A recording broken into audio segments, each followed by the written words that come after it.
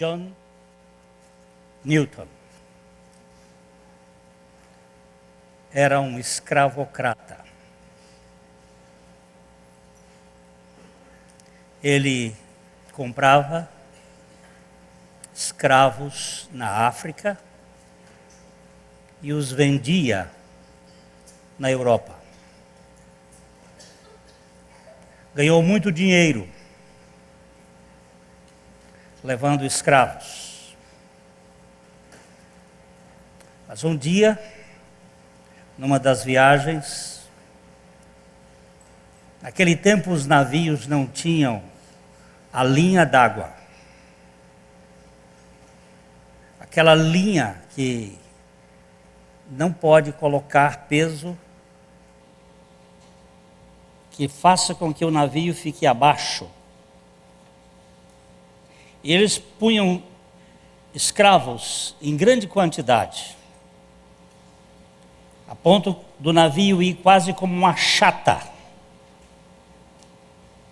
E num destas viagens, o navio se esfacelou. E John Newton ficou agarrado a umas tábuas. Eram navios feitos de madeira.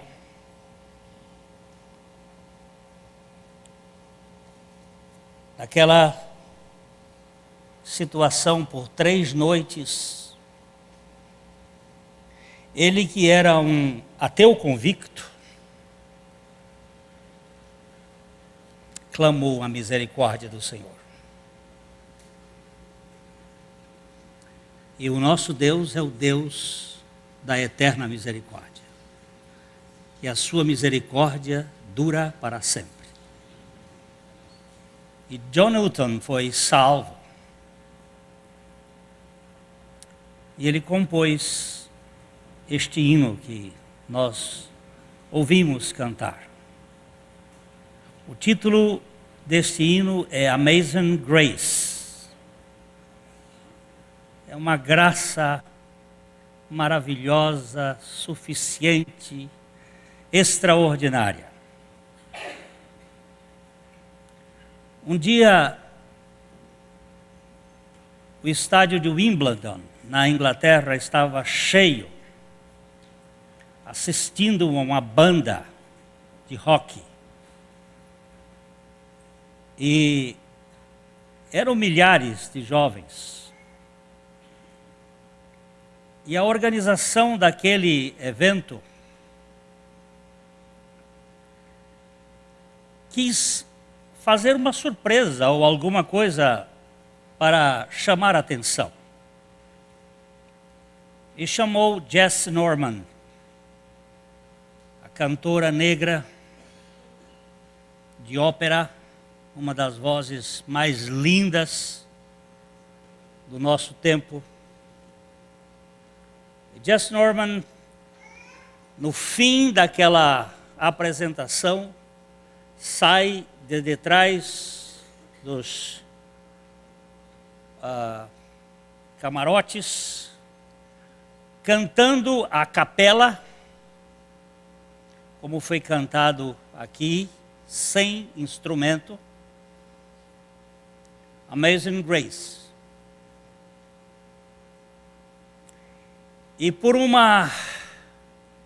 instante, aquela massa de moços começa a procurar aquele som que vem daquela grande quantidade de alto-falantes, procurando de onde vinha aquela voz.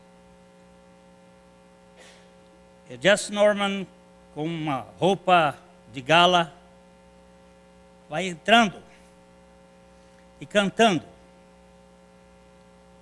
E quem tiver oportunidade de ver este filme ainda, deve estar no YouTube, você vai verificar aqueles moços vendo escorrer pelo rosto as suas lágrimas. Eles que cantaram e pularam com aquela banda de rock, agora tinham um momento de reflexão. Muitos deles criados em lares cristãos, estavam agora envoltos nesse sistema do rock and roll. Esta invenção que veio trazer grande relacionamento com o exterior, não com o interior. Com a parte do corpo, não com a alma, nem com o espírito. É aquilo que é feito para trabalhar o átrio, não o santo, nem o santíssimo. E eles começam então a chorar. Porque se há uma coisa que dá significado ao homem, é a graça de Deus. Você não vai encontrar lugar mais seguro neste mundo senão dentro do amor de Deus. O amor sem fronteiras. O amor que nos acolhe, que nos aceita.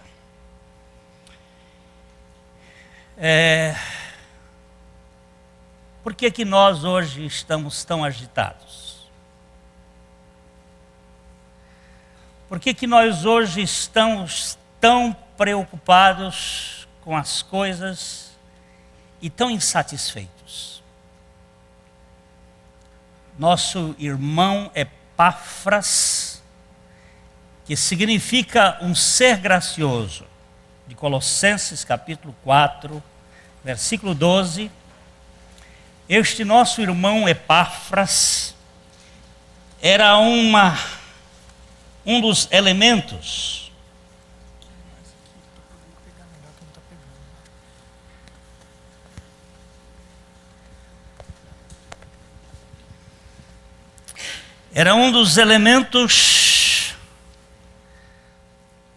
um dos companheiros de Paulo em Roma, estava junto com ele na prisão e que estava saudando a igreja de Colossos. E ele diz: saúda-vos Epáfras, que é dentre vós, que é membro da comunidade de Colossos, servo de Cristo Jesus, o qual se agoniza sobremaneira, continuamente por vós nas orações, para que vos conserveis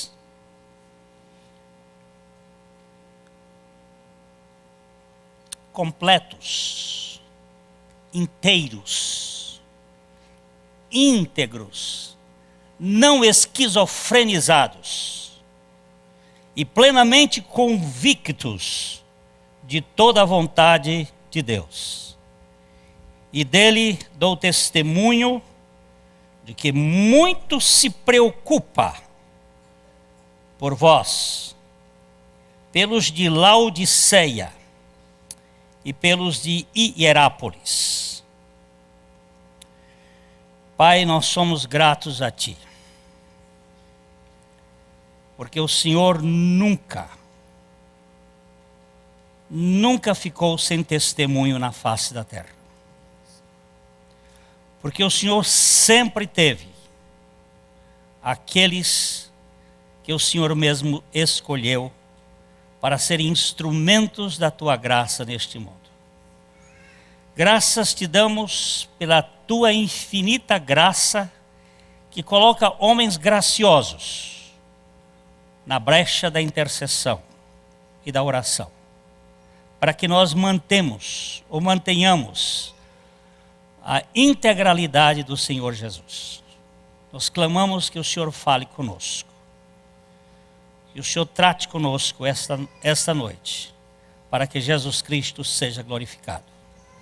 No nome dele que nós oramos. Amém.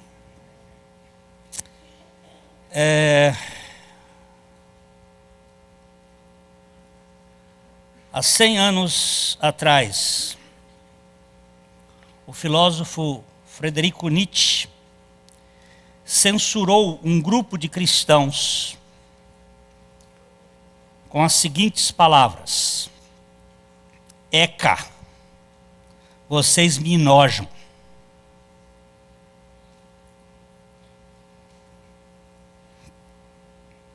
Quando o porta-voz dos cristãos perguntou: por que Nietzsche? Ele respondeu: porque vocês redimidos não parecem redimidos. São tão cheios de temor, tão dominados pela culpa, tão ansiosos, tão confusos e tão sem direção quanto eu. Mas eu posso ser assim. Eu não creio. Eu não tenho fé em ninguém. Não tenho nada sobre o que lançar a minha esperança. Mas vocês afirmam ter um Salvador. Por quê? Não se parecem salvos.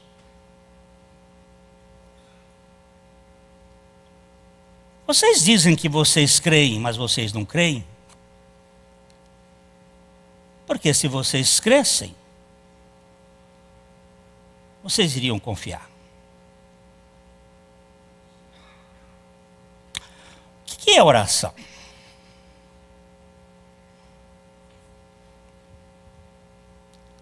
É uma reza? É um jeito que a gente achou de tentar conversar com a gente mesmo? A Bíblia fala a respeito de um fariseu que orava de si para si. O Deus dele era ele. Ele usava a sua oração como uma forma de se auto-incutir de que aquilo era a realidade espiritual. Mas o que é oração? Domingo passado eu falei sobre alguns aspectos e um deles foi: vamos fazer oração. Vamos fazer uma oração agora. Fazer oração? Oração não se faz. Oração é conversa. É um diálogo. É uma relação entre pai e filho. Ou, voltando um pouquinho para trás, entre criatura e criador, entre pecador e salvador, e entre filho e pai. Adão falava com o Criador. Antes de Adão pecar, ele não era filho de Deus. Ele era criatura divina. Ele não foi gerado por Deus, ele foi criado por Deus. Mas ele poderia ser gerado se ele tivesse comido da árvore da vida. Porque seria pela sua própria vontade. Se Deus nos tivesse criado eternos sem a nossa vontade, e nós viéssemos a pecar por nossa vontade, nós iríamos ser pecadores eternos. Mas Ele não nos criou eternos. Mas também não nos criou mortais, nem imortais. Ele nos criou com uma condição de escolher entre a vida e a morte. Adão era uma criatura que tinha comunhão com o Criador. E ele conversava com o Criador. E tinha bons papos na viração da tarde. Mas um dia, alguém que havia caído do plano do espírito. Nós temos pessoas. O que é uma pessoa? É um ser que tem inteligência, emoções e vontade. Este ser pode ser espiritual ou pode ser físico. Se ele tiver esses três elementos, inteligência, emoções e vontade, ele é um ser pessoal.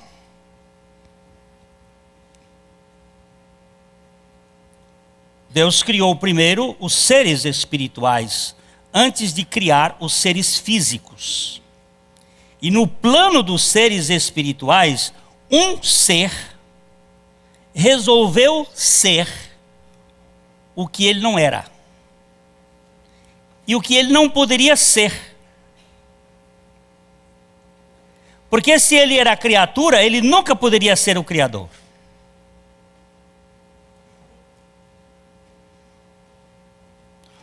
O Criador pode descer ao nível da criatura. Mas a criatura não pode subir no nível do Criador.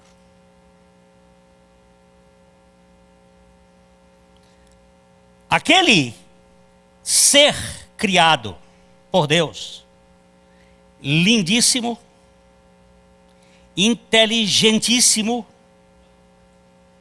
cheio de glória, resolveu que ele queria ser o próprio Deus. De onde surgiu o pecado luciferiano? Dele mesmo. Por isso é chamado de um pecado endógeno, autoproduzido. Ele olhou para Deus e viu que ele não era Deus, e ao se comparar com Deus, ele quis ser Deus, mas ele não podia ser Deus, e por não poder ser Deus e queria ser Deus, ele acabou se rebelando contra Deus. Deus criou outro plano pessoal, o plano físico, e colocou nesse plano físico o Adão. Este Adão tinha comunhão com Deus e conversava com Deus. Mas por alguma razão, houve um momento, um intervalo de consciência da presença de Deus, porque Deus preenche os céus e a terra. Que aquele ser caído se reveste de uma figura de serpente, de réptil. E entre os seres criados, ele é tomado de uma inteligência e dialoga e conversa. E nós conhecemos aí o que se chama queda. E através da queda, o homem é um fugitivo de Deus. Ele simplesmente procura se esconder da presença de Deus. Antes havia uma conversa, um diálogo, uma intimidade. Agora há uma fuga. Mas Deus é Deus. E Ele não vai ficar limitado pelos caprichos de uma criatura que Ele ama. E Ele vai atrás dessa criatura e começa um diálogo com ele.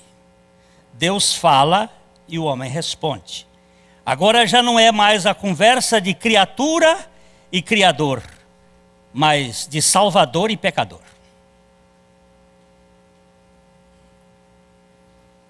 E na conversa de Salvador e pecador, o homem procura mostrar que ele não tem culpa, que a culpa é do Criador.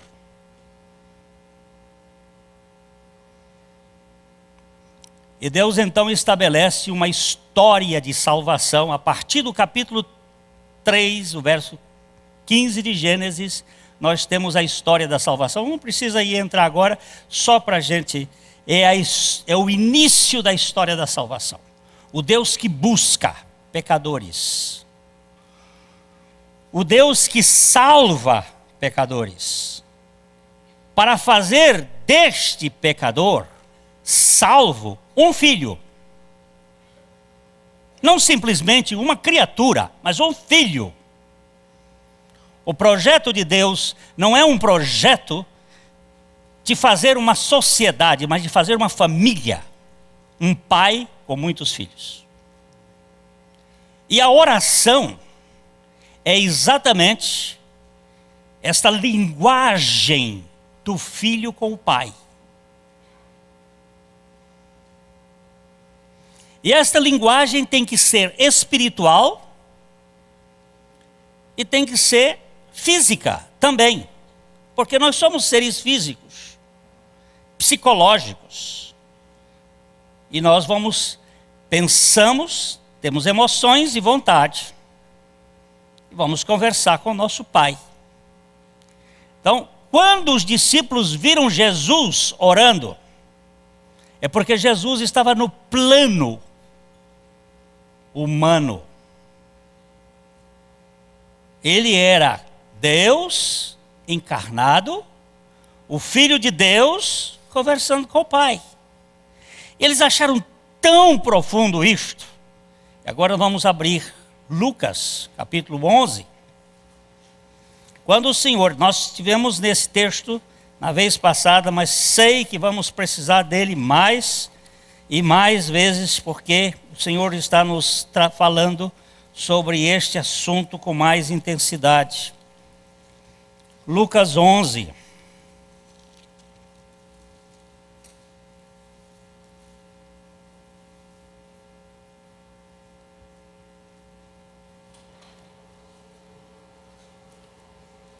Verso 1.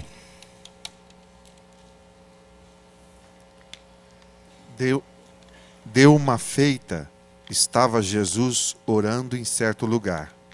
Quando terminou, um de seus discípulos lhe pediu: Senhor, ensina-nos a orar, como também João ensinou aos seus discípulos. Eu quero fazer aqui nós vamos usar uma versão, outra versão, a sua versão,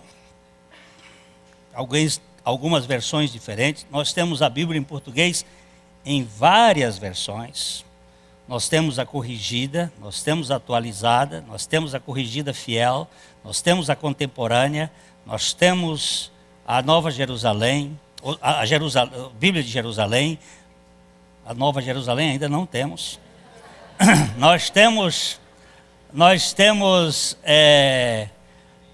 na linguagem de hoje, nós temos a NVI, nós temos uma porção de versões.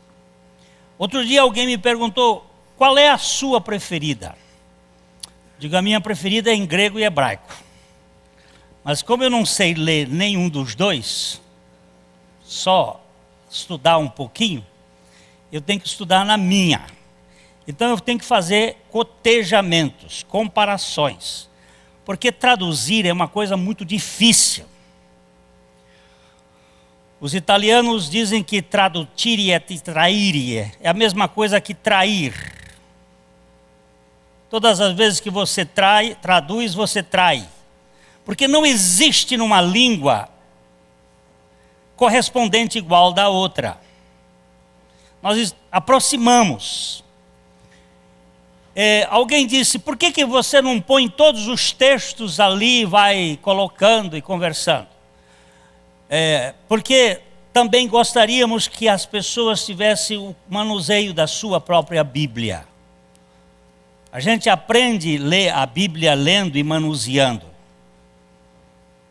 E não gostaríamos de que os crentes, que os irmãos viessem para a reunião sem a Bíblia. Mesmo porque nós somos e devemos ser o povo da Bíblia. Não termos vergonha de carregar a nossa Bíblia. O padre José Augusto, numa das suas declarações aí de voto contra essa eleição, ele disse: eu sou cristão e vou levar minha Bíblia. Vocês podem me prender, podem me matar, pode fazer o que quiser, mas eu não vou tirar meu crucifixo, não vou tirar minha Bíblia, vou levar minha Bíblia. Porque você sabe que no próximo PL tem uma coisa que é para tirar a Bíblia do povo. E eu vou continuar com a minha também. Vou ler minha Bíblia e vou levar minha Bíblia. E vou ter várias traduções em casa para cotejar. Então nós queremos deixar aqui algumas coisas para vocês estarem com a sua Bíblia, olhando, olha aqui, olha lá.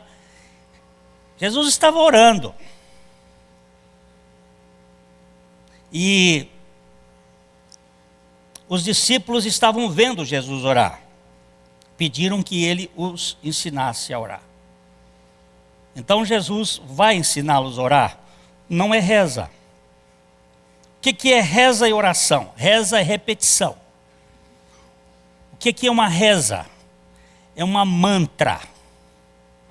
Quando você pega o Pai Nosso e Pai Nosso que está no céu, santificado seja o teu nome, venha a nós o teu reino, seja feita a tua vontade, assim na terra como no céu. O pão nosso de cada dia nos dá hoje, perdoa nossas dívidas assim como nós perdoamos aos nossos devedores, e não nos deixeis cair em tentação, mas livra-nos do mal, porque teu é o reino, o poder e a glória para sempre. Este é o evangélico, o católico. Pai nosso que está no céu, santificado seja o vosso nome, venha a nós o vosso reino, seja feita a vossa vontade, assim na terra como no céu. O pão nosso de cada dia nos dai hoje, perdoai as nossas ofensas assim como nós perdoamos aos nossos devedores, e não nos deixeis cair em tentação, mas livrai-nos do mal. Acabou. Isto é uma reza. Tem função? Tem. Qual é a função? Desopila. Mas Jesus diz assim: eu vou dar os elementos para vocês aprenderem a orar. Vocês, quando forem orarem, orem para um pai. Vocês têm pai. Ele estava ensinando os filhos a falarem: pai. Pai. Abba.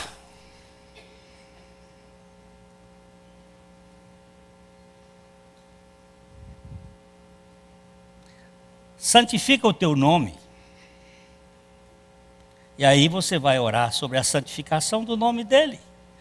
Eu não consigo santificar o teu nome. Eu só faço caca na minha vida. Lá em casa as coisas estão perecendo, tem tanto problema. Eu estou com um filho drogado, eu estou com um filho com problema, eu estou com um marido bêbado, eu estou com uma mulher problemática. Pai, santifica o teu nome na nossa casa. Como é que o senhor vai fazer isso? Eu não sei. Só quem pode santificar o nome dele é ele mesmo. Porque você e eu não podemos santificar o nome do Pai.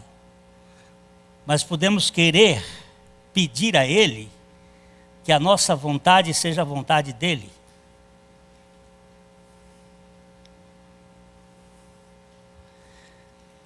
Então os discípulos começaram a pedir. Nesse nós vimos aqui, vamos lá para o versículo 2. Pode ler.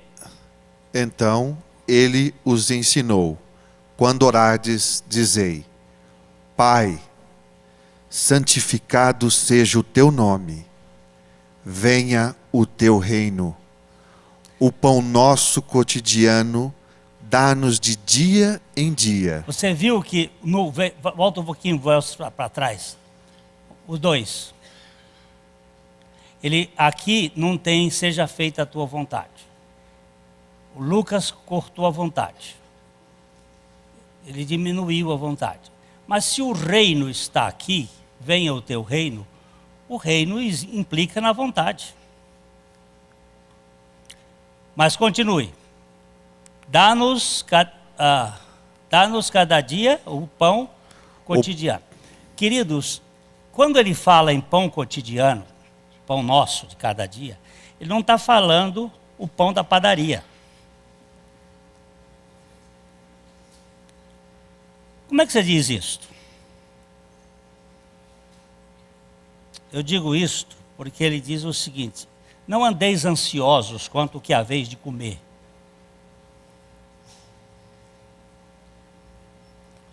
Olhai os passarinhos, eles não plantam, eles não colhem, e eles não têm paiol. Entretanto, o vosso Pai os alimenta. Então ele não está falando de pão, de farinha. Ele está falando do pão nosso, maná. Maná não quer dizer aquela comida do deserto do povo de Israel. Maná é uma pergunta, manhu, o que é isto? O pão que nos alimenta, diz Jesus, não foi Moisés quem deu vocês. O pão que alimenta vocês foi meu Pai quem deu por vocês. E o pão que alimenta vocês sou eu. O pão do céu é Cristo. Mas eu preciso comer Cristo todo dia.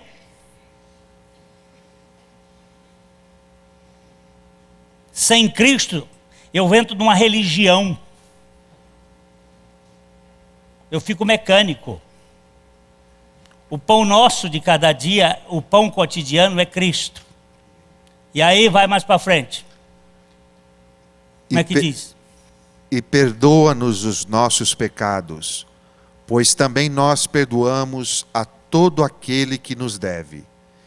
E não nos deixe entrar em tentação, mas livra-nos do mal. Você já está lendo por essa aqui, né? Isso. Gostei, você ficou mais rápido. Perdoa-nos os nossos pecados, pois também nós estamos dispostos a perdoar aqueles que nos devem. É verdade isto ou não? Vamos aqui falar uma coisa. Se você nunca foi perdoado, você nunca perdoará. Se você foi perdoado, você sempre perdoará.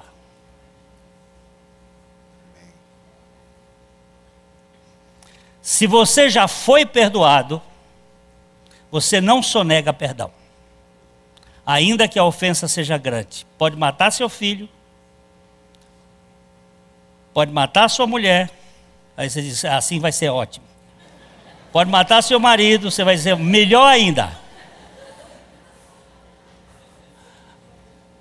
Você vai perdoar.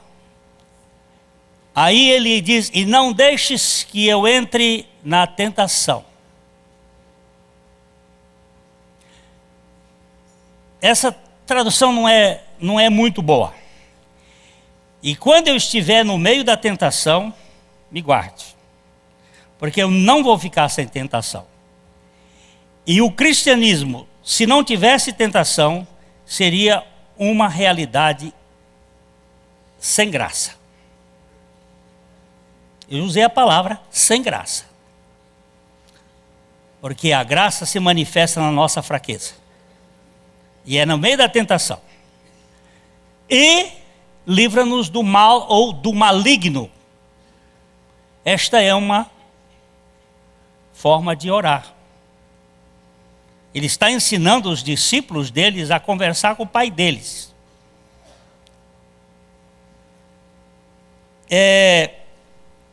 Vamos continuar lendo aí o verso 5. Eu estou em cima do mesmo tema de domingo passado, mas tomando outros ângulos. Pode ler aqui. Disse-lhes também, se um de vós tiver um amigo, e se for procurá-lo à meia-noite e lhe disser, amigo, empresta-me 3 pães, pois que um amigo meu, estando em viagem, chegou à minha casa e não tenho o que lhe oferecer. E se ele de dentro responder: não me incomodes, já está a porta fechada, e os meus filhos estão comigo na cama, não posso levantar-me para te atender. Digo-vos que, ainda que se levante para lhes dar... Ainda que não se levante. Está faltando um não aqui. Ainda que não se levante para lhes dar por ser seu amigo, todavia, por causa da sua importunação, se levantará e lhe dará quantos pães ele precisar. Você vê que o contexto é da oração. Vocês orem assim. E disse-lhes, olha, continue a coisa. Oração é um estado de fé e de perseverança e de consistente convicção. Você precisa estar ali. Porque Deus vai trabalhar com a sua fé. Como é que uma fé cresce? Professor dá a matéria na escola e depois ele dá a prova para ver se o aluno aprendeu. Para que serve prova? Não para o professor saber se o aluno aprendeu, mas para o aluno saber que ele aprendeu.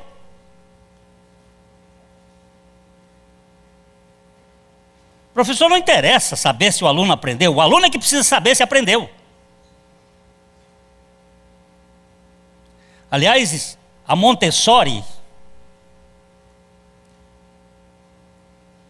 diz o seguinte: não é o professor que ensina, é o aluno que aprende. Piaget também sustentava esse princípio. Nós é que precisamos aprender.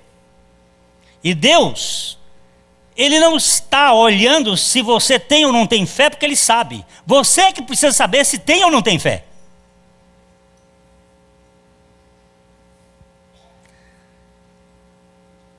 Isso é a mesma coisa que um médico aqui em Londrina, ele também é advogado. Ele chegou para mim e disse assim: Pastor Glênio, eu acho que Deus é muito orgulhoso. Eu acho que Deus é muito vaidoso. Ele quer toda adoração para Ele. O senhor não acha que Ele é muito vaidoso? Ele estava com um celular na mão. Ainda era no tempo que o celular era mais um tijolo. Você não podia nem botar no bolso. O bicho era daqueles zebu. Aí eu disse assim: doutor, o seu celular precisa ser carregado frequentemente? Ele disse: precisa. Eu disse: por que ele precisa ser carregado frequentemente? Ele disse: porque a energia dele gasta.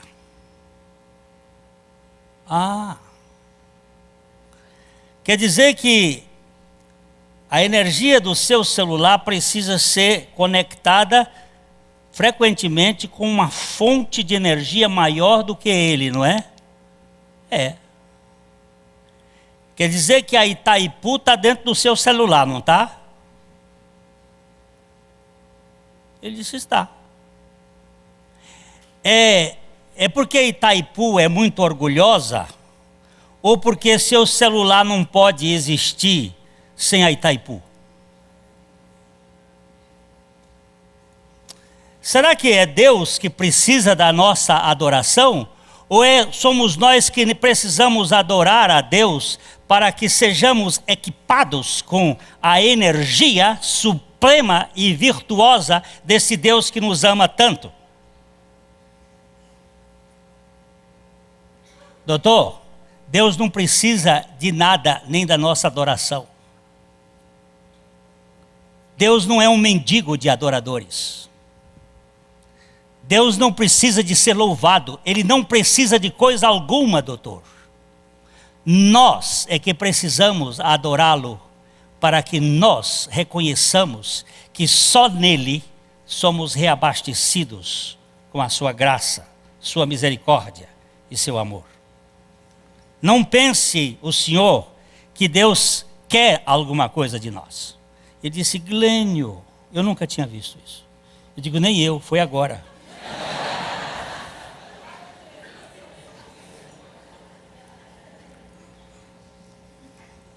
O Senhor nos dá condições de ver as coisas na hora, porque Ele era um aperto. Agora, queridos, por que eu oro? Para convencer Deus? Um filme que eu já indiquei aqui, e alguns irmãos dizem que estão achado dificuldade de encontrá-lo, chama-se A Terra das Sombras.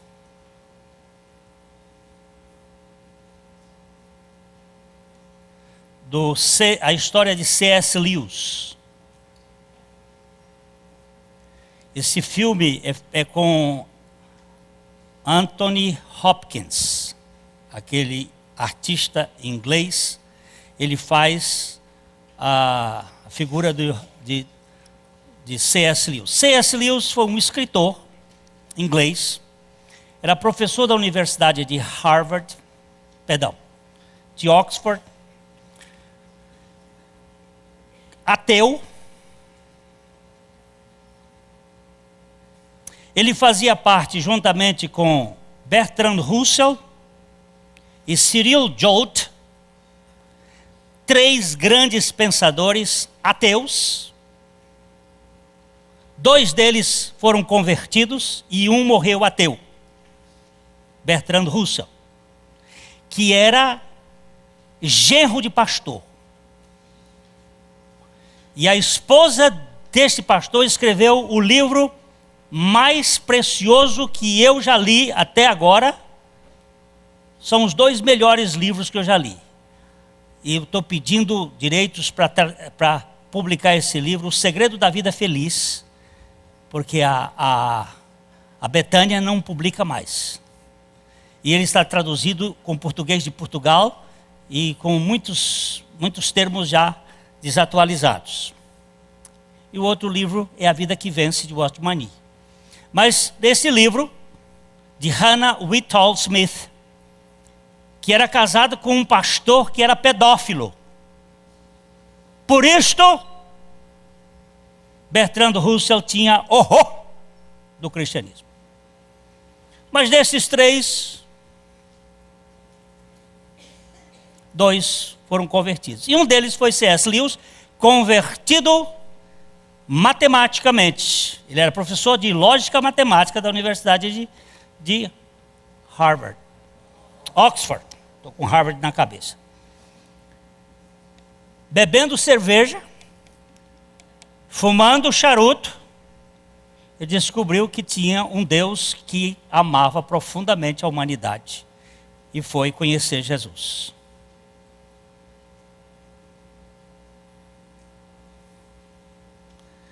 E por conhecer Jesus, ele foi salvo, mas eu não sei o que eu estava contando.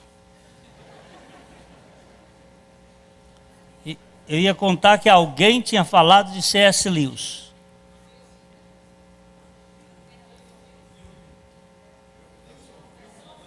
O filme.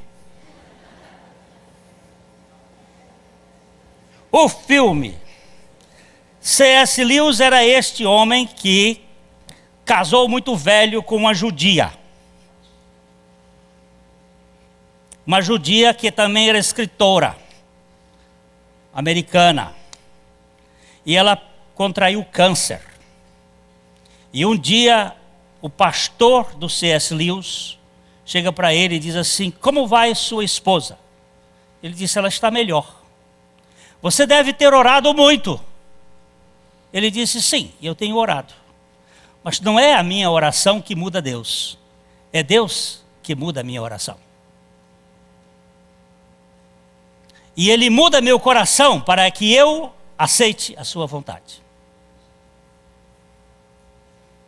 Mas a oração é o meio em que os homens, filhos de Deus, conversam com Deus. Pai,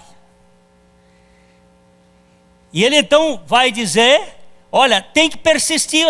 Chegou um amigo lá em casa e ele está com fome e eu não tenho o que dar para ele, me dá 3 pães. O amigo parece que estava com fome mesmo, porque é para 3 pães.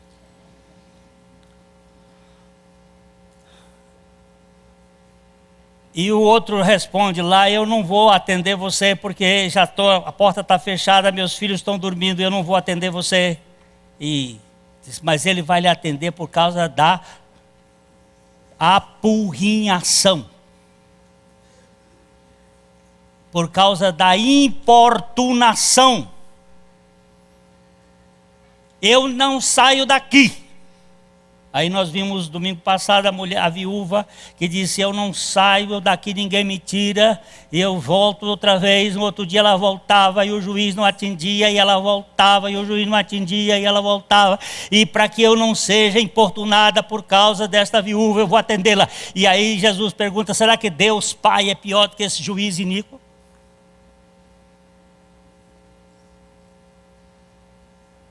Será que esse amigo vai ficar deitado quando o outro estiver lá com a sua importunação? Agora vamos para frente um pouquinho. Vamos para o 9. Pelo que eu vos digo, pedi e dar-se-vos-á. Buscai e achareis, batei e abre-se-vos-á. Pois todo o que pede recebe, e quem busca acha, e ao que bate abrir-se-lhe-á.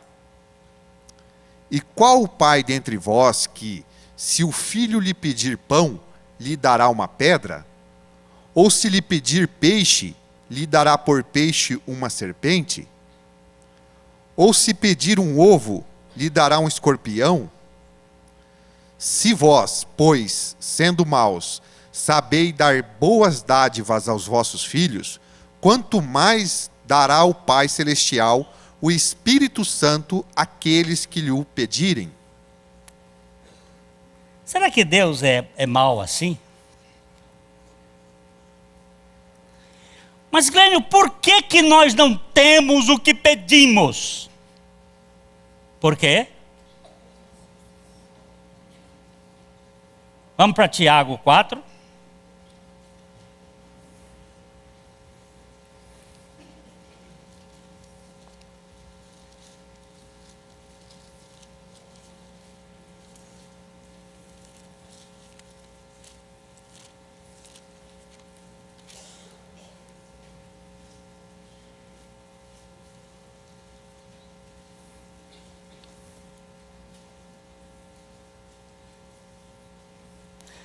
Vamos começar. Vamos começar com 1 e vamos até o 3.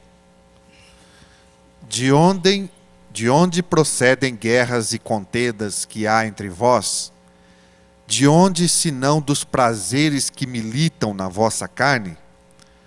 Cobiçais e nada tendes, matais e invejais e nada podeis obter. Viveis a lutar e fazer guerras. Nada tendes, porque não pedis.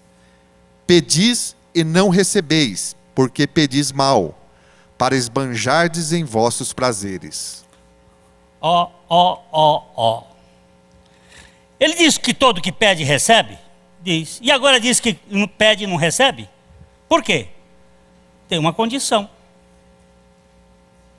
E o problema da condição é essa palavra aqui. Deleites, prazeres.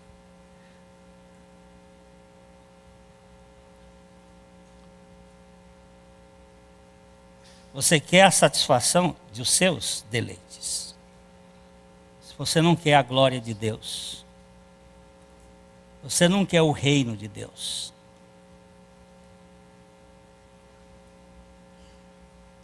Quando você for pedir, ele é até caprichoso, que ele às vezes dá coisas que você não... Até o diabo, quando faz oração, ele dá. Tem 3 orações do diabo que foram atendidas por Deus. O diabo pediu Jó e Deus disse, toma. Aliás, eu estou querendo que você leve mesmo. Esse cara aqui, para ser salvo, só você fazendo um trabalho nele. Depois, o diabo pediu para cirandar na vida de Pedro. Jesus diz assim, Satanás vos pediu para cirandar. E eu nem pude fazer outra coisa senão rogar ao Pai por ti para que a tua fé não se desfaleça. Porque o Pai já tinha dado. E era necessário que Pedro fosse para aquela ciranda, para ser quebrado, porque Pedro era muito orgulhoso. E o diabo pediu para sair daquele endemoniado e entrar nos porcos. E havia ali cerca de 2.000 porcos, então devia ser 2.000 demônios no mínimo. E Jesus mandou, porque cada porco caiu dentro do... E é possível que tinha mais, legião, uma legião são mais de 6.000. Então, 3 demônios em cada porco. E ele atendeu. Vai. Foram pedidos. É esquisito isto. Mas para filho, para as criaturas, para demônio, ele dá muita coisa. Mas para filho, ele diz assim, ó, vocês têm guerras, vocês têm lutas dentro de vocês, vocês cobiçam e nada vocês têm, porque... Ai, tá bom. Cobiçais e nada tendes, logo matais, invejais. Você vê o cara com um carro bonito, aí você logo fica com inveja, aquele carro, porque eu preciso de um carro daquele. Em vez de você dizer assim, poxa, Deus, abençoa aquele irmão que tem aquele carrão, para ele ter mais. Mas você fica com inveja, e a inveja lhe corrói, e acaba com você. E se Deus quis dar a ele, não quer dar a você? Se ele tem outra coisa melhor para te dar do que um carro. O que é melhor do que um carro? O afeto dele para cuidar de você todo dia. O que é melhor? Às vezes aquele carro vai lhe atrapalhar. Você vai ficar pensando que você é tão importante, que está andando com aquela BMW e não com aquela BMW, aquela Brasília velha vermelha. Cobiçais e nada tendes, logo invejais e nada podeis alcançar, logo combateis e guerreais, nada tendes porque não pedis. Pedis e não recebeis porque pedis mal. O que é oração? É uma conversa de filho com o pai. Vou andar um pouquinho mais, só um pouquinho mais. Posso, Maurício? Posso ou não? Você olhou assim no relógio, você...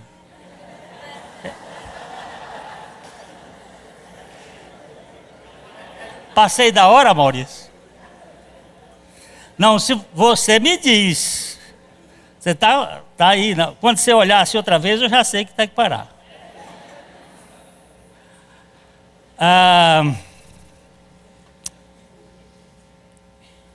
Irmãos, vamos começar a olhar aqui a igreja e a casa de Deus. A casa de Deus é chamada casa de oração para todos os povos. Mas esta casa de Deus, que é chamada casa de oração para todos os povos, não é uma casa feita de tijolos e de pedras. É uma casa feita de pedras vivas. Essa que é a coluna e baluarte da verdade. Nós confundimos o copo com a água, o continente com o conteúdo. Não faça isto, é prejuízo. Esta casa aqui não é igreja. Esta casa aqui é um armazém, onde se reúne a Igreja Batista, a primeira de Londrina, frequentemente. Mas a igreja é você, eu, uma igreja boa. Onde 2 ou 3 estiverem reunidos em meu nome, estou no meio dele, igreja. E essa igreja é chamada de casa de oração para todos os povos. Vamos dar uma lidinha agora em Atos capítulo 7. Aqui é um momento que Estevão era um diácono da primeira igreja de Jerusalém. Diácono. A igreja tinha suas divisões funcionais. Havia os presbíteros, os mais velhos. Havia os pastores, os apóstolos, os profetas, os evangelistas, os mestres. Diácono não é função abaixo, porque dentro da igreja não existe hierarquia. Existe função. Há órgãos que são só um. O coração é só um, os rins são 2. Os pulmões são 2. O fígado é 1. O baço é 1. O pâncreas é 1. Os ouvidos são 2. A boca é 1. Os olhos são 2. O corpo tem alguns órgãos duplos e tem órgãos únicos. Cabelo tem muito. Unha também. Mas nem todos os órgãos têm a mesma função. São órgãos específicos. Mas eu não quero nem meu dedo mínimo perder numa serra para ser presidente da República. Não quero perder nada. Eu sei que tem muitos irmãos que não conseguem sustentar os cabelinhos da cabeça. Mas se pudessem, eles permaneceriam todos ali.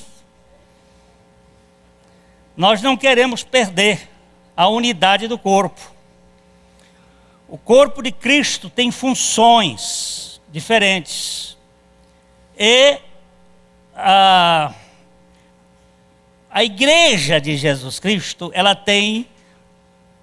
Quem me perguntaram, você é o pastor quê? Eu digo, eu sou o pastor lava-pé. O que é isso? Que função é essa? É a que Jesus ensinou. Você quer ser grande? Vai lavar pé.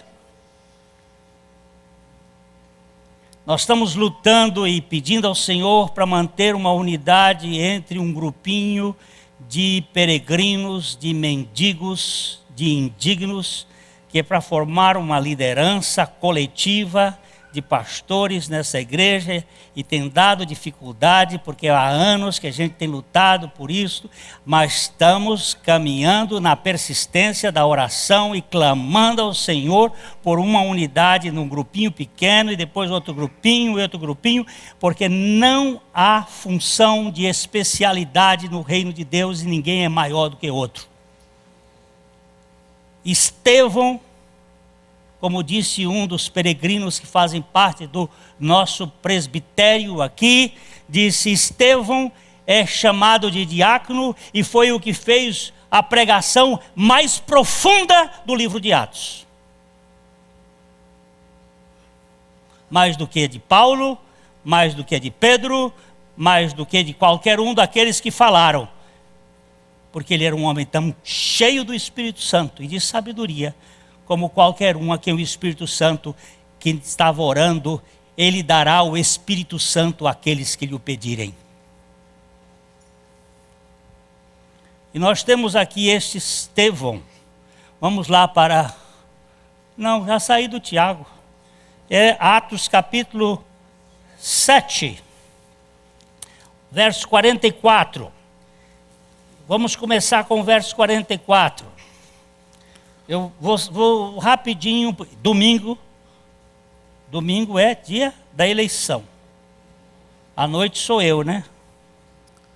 Vamos continuar. Já com o presidente novo. O presidente.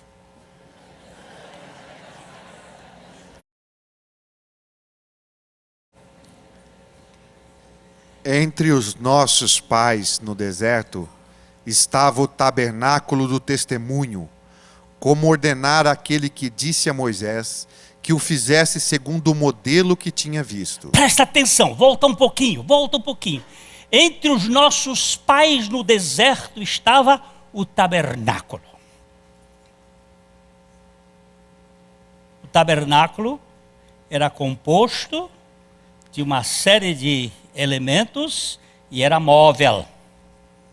E havia muitas pessoas envolvidas no transporte do tabernáculo. Havia 60 colunas externas, havia 9 colunas internas. Cada coluna pesava mais de 50 quilos. E elas eram carregadas de madeira de acácia, pesadas. Havia uma série de elementos, e tudo aquilo era carregado de viagem em viagem. Era uma coisa móvel. Uma riqueza de detalhes fantástica. Aí, verso embaixo. O qual nossos pais, tendo por sua vez recebido, o levaram sob a direção de Josué, quando entraram na posse da terra das nações que Deus expulsou da presença dos nossos pais, até os dias de Davi. Presta atenção que ele saltou um bocado de coisa, ele pegou o tabernáculo lá do deserto, veio com ele, e até os dias de Davi.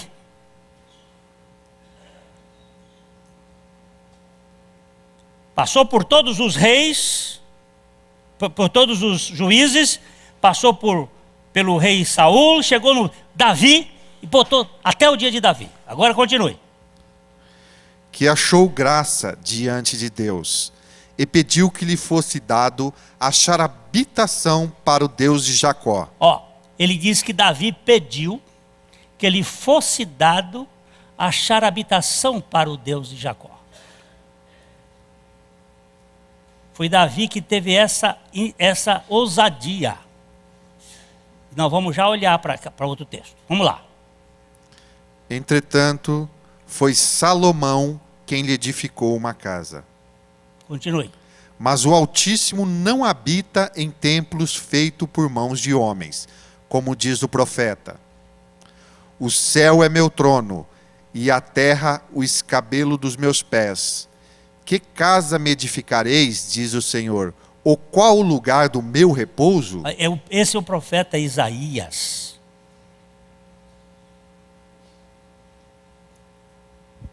Nesse tempo, o templo já tinha sido construído. E logo depois, alguns anos depois, ele foi destruído por Nabucodonosor. Mas ele está dizendo, o céu é o meu trono. A terra é o escabelo dos meus pés. E que casa me edificaríeis, diz o Senhor? Ou qual o lugar do meu repouso? Onde é que eu habito? Agora Edir Macedo está construindo em São Paulo uma réplica do Templo de Salomão que vai custar 320 milhões de reais. E as pedras vêm de Jerusalém, do mesmo local onde foram feitas as pedras da construção desse templo. Mas eu quero dizer para vocês que esse templo daqui e esse do Edir Macedo são excrescência dentro do projeto de Deus. Deus permitiu, mas não era isso a vontade de Deus. Vamos continuar a leitura até o... Não fez porventura a minha mão todas essas coisas? Será que eu habito num lugar que vocês fazem? Não fui eu que fiz tudo? Continue. Homens de dura cerviz, e incircuncisos de coração e ouvido, vós sempre resisti ao Espírito Santo, como fizeram vossos pais, assim também vós. Se vós que sois maus, sabeis dar boas coisas aos vossos filhos, quanto mais dará o Pai, o Espírito Santo, àqueles que lhe o pedirem. Vós sempre resistis ao Espírito Santo. Vocês são filhos? De quem? Do diabo.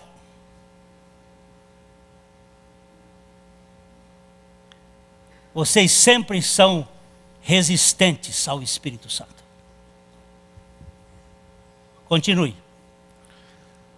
A qual dos profetas não perseguiram vossos pais?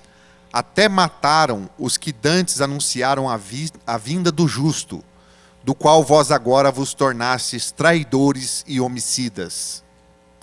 Vós que recebestes a lei por ordenação dos anjos e não a guardastes. Ninguém guardou a lei, vocês não guardaram a lei. Vocês estão pensando que eu habito em casa feitas por mãos de homens? Onde é que ele vai habitar? Onde 2 ou 3 estiver reunidos em meu nome, aí eu estou habitando no meio deles. Em casa de oração. Vamos agora ligeirinho para terminar. Hoje nós vamos para 2 Samuel, capítulo 7, 2 Samuel 7. Vamos fazer a leitura do texto rápido e a gente já vai embora.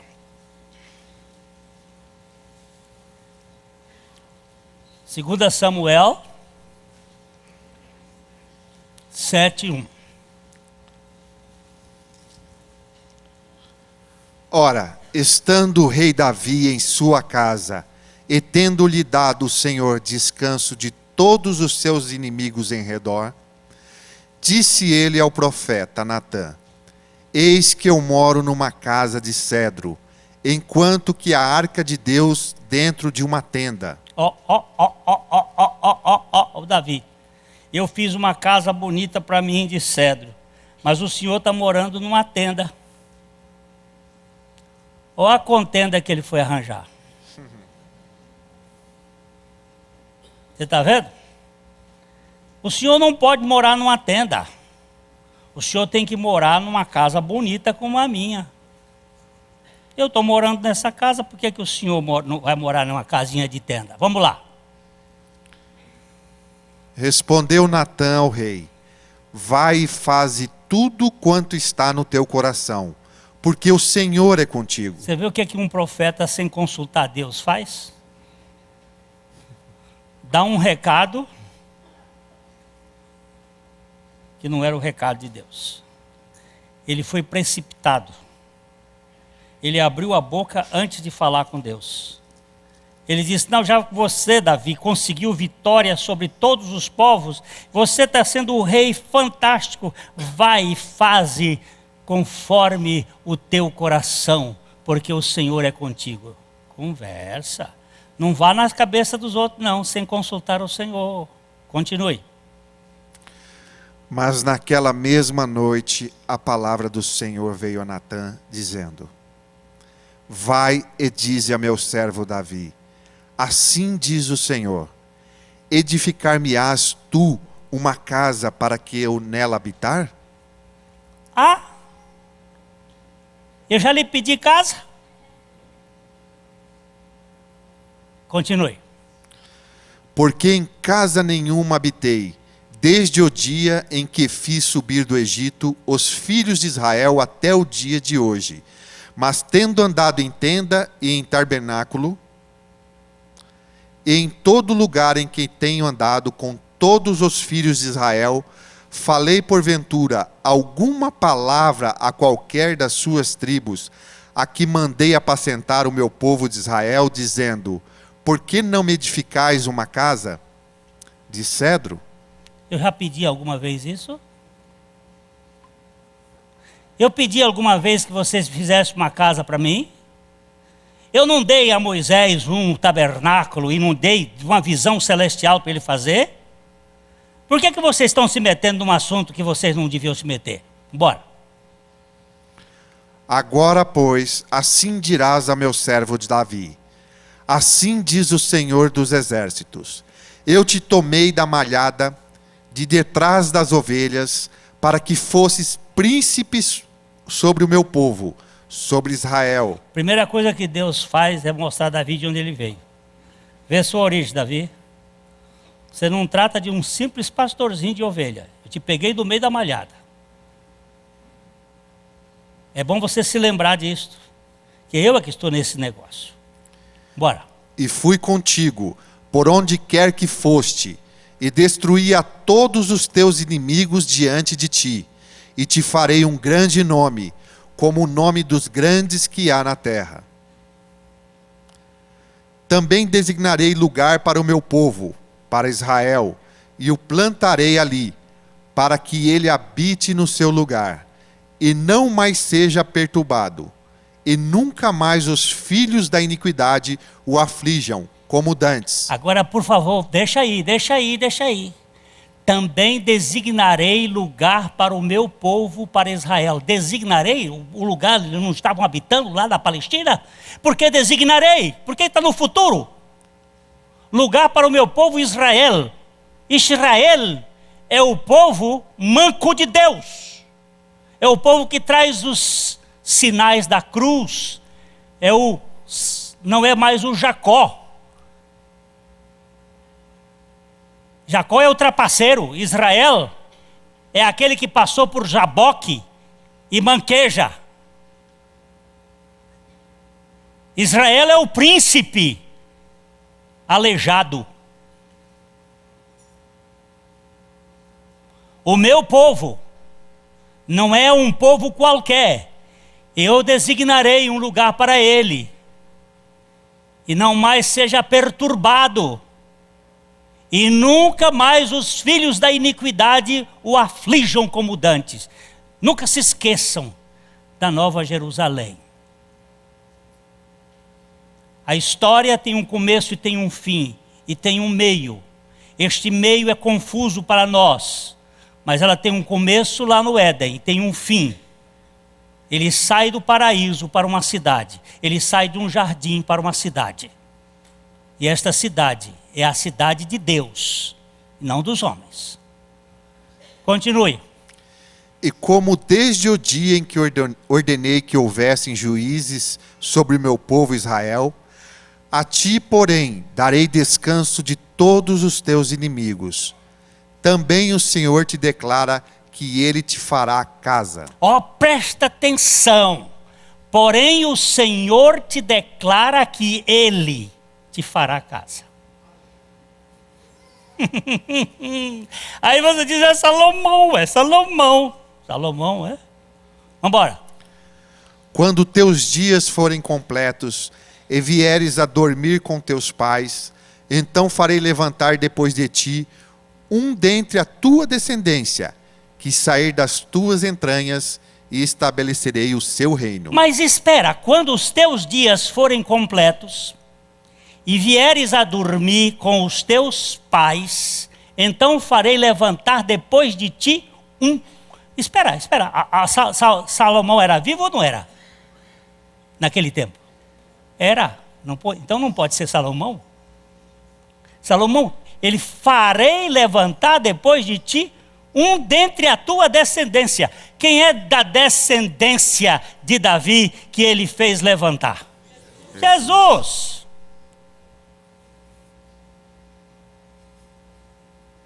Jesus. Este aqui é o Filho, e que tem um trono eterno. Vamos lá. Este edificará uma casa ao meu nome, e eu estabelecerei para sempre o trono do seu reino. Quem é que vai edificar uma casa com o nome do Senhor? É Salomão ou é Jesus? E eu estabelecerei para sempre o trono do seu reino. Qual foi o trono que é eterno? É o de Salomão ou é o de Jesus? Jesus. Por favor, gente. O de Salomão termina no Palácio do Planalto. O de Jesus é eterno. Eu disse do Palácio, eu podia dizer da Casa Branca. Por favor, vamos lá para o 14. Eu lhe serei pai. De quem é que ele é pai? De quem é que ele é pai? Quem é que chamou aqui? Eu vim aqui para revelar a vocês quem é pai. Quem é meu pai? Eu lhe serei pai. E ele? Me será filho. Ele não será um filho, não. Ele me será filho. E?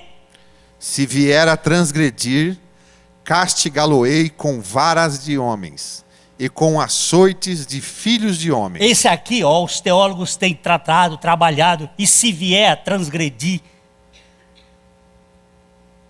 você sabe que ele transgrediu quando ele levou sobre si o pecado da humanidade.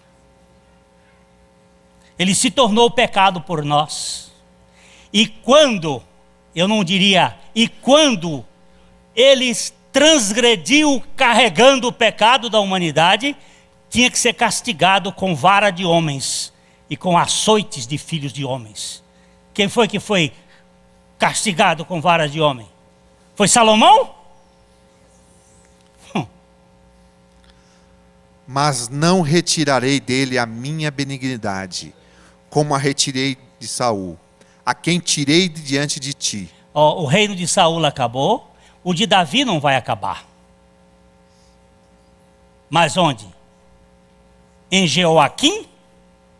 Em Zedequias? Em onde ele não acabou? Ele não acabou em Jesus. Esse é o trono eterno. E aí? A tua casa, porém, e o teu reino serão firmados para sempre diante de ti. Teu trono será estabelecido para sempre. É o trono de Cristo. Esta é a casa de Cristo. Qual é a casa de Cristo? Como é que chama a casa de Cristo? Igreja. Edifício de Deus. Casa de oração para todos os povos. Lugar de oração. Vamos lá, mais um pouquinho. Conforme todas estas palavras e conforme toda esta visão, assim falou Natã a Davi. Quando Deus falou com Natã, Natã tinha o que falar para Davi. Mas Deus disse, eu vou permitir que vocês façam aí seu negócio. E eles fizeram a casa lá, que só deu encrenca. Foi destruída uma vez, foi destruída 2 vezes, e vai ser reconstruída a 3ª vez, mas só no reino do anticristo. Nesse meio tempo, eu já estou de passaporte pronto, e ó, tchau. Quando voltar para estabelecer o reino, não terá mais este templo, porque ele vai reger o mundo com vara de ferro. Agora, irmãos, sabe por que o nosso querido Epáfras orava para que a igreja fosse desesquizofrenizada? Deixa eu só terminar isso. Nós hoje estamos divididos pelo poder material e o poder espiritual. E eu peguei um diácono chamado Estevão para dizer que não existe divisão entre poder material e poder espiritual. Existe só um cabeça, que é Cristo. Só um cabeça. E sabe como é que funciona esse trabalho? Naqueles que intercedem, que oram. Oração. Conversa de filho com pai.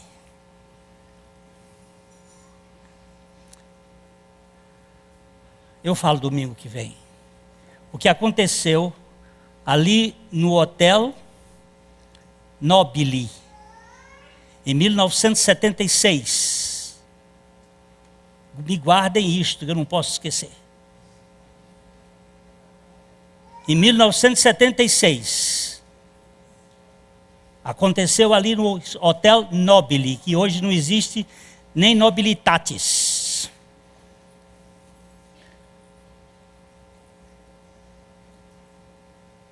Não me deixem esquecer. Na hora que eu for começar, não conto. Maurício já olhou no relógio outra vez. Livraria PIB Londrina. A Livraria PIB Londrina procura selecionar cuidadosamente seus títulos e autores a fim de oferecer conteúdo alinhado com o Evangelho de Jesus Cristo. Bíblias, livros de teologia, filosofia, devocionais, literatura infantil, biografias, comentários bíblicos e muito mais. Dispomos também de um acervo de CDs e DVDs das quase 4.000 mensagens ministradas na Primeira Igreja Batista em Londrina. Visite a Livraria PIB Londrina e conheça ainda mais. Livraria PIB Londrina, de segunda a sexta, às 13h30 da tarde, às 6 horas. Endereço: Avenida Paraná 76A, próximo ao Calçadão, no centro de Londrina. Ligue para 3372-8921 e acesse o site www.livrariapiblondrina.com.br.